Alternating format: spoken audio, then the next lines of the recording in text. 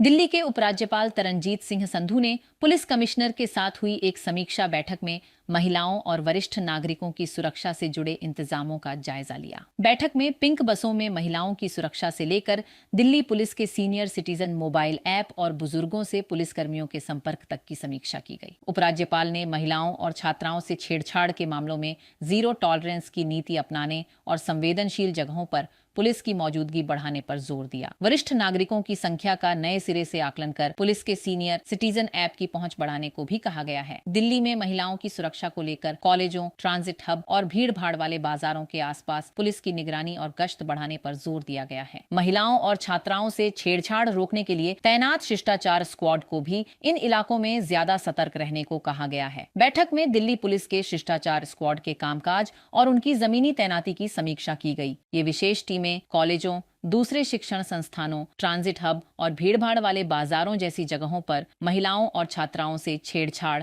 तथा उत्पीड़न की घटनाओं को रोकने के लिए तैनात की जाती है। उपराज्यपाल ने इन टीमों से लगातार निगरानी और सक्रिय गश्त बनाए रखने को कहा। फोकस ऐसी जगहों पर पुलिस की मौजूदगी बढ़ाने पर है जहां बड़ी संख्या में महिलाएं और छात्राएं आती जाती हैं। दिल्ली की पिंक बसों में महिलाओं की सुरक्षा व्यवस्था भी बैठक के एजेंडे में रही। उपराज्यपाल ने बसों में तैनात पुलिसकर्मियों और सुरक्षा कर्मचारियों की व्यवस्था का जायजा लिया और कहा कि महिला यात्रियों की सुरक्षा के लिए प्रशिक्षित सुरक्षा कर्मियों की मौजूदगी साफ नजर आनी चाहिए। इसके साथ ही किसी आपात स्थिति में तेजी से मदद पहुंचाने वाले सिस्टम को मजबूत रखने पर भी जोर दिया गया। यानी महिलाओं की सुरक्षा को लेकर सिर्फ किसी घटना के बाद कार्रवाई नहीं, बल्कि पहले से पुलिस और सुरक्षा कर्मियों की मौजूदगी बढ़ाकर घटनाओं को रोकने पर जोर है। इसके साथ ही दिल्ली पुलिस के सीनियर सिटीजन मोबाइल ऐप की पहुंच बढ़ाने को भी कहा गया है। बैठक में ऐप पर रजिस्ट्रेशन, वरिष्ठ नागरिकों से पुलिस के नियमित संपर्क और बीट स्तर पर पुलिसकर्मियों की उनसे बातचीत की स्थिति की समीक्षा की गई।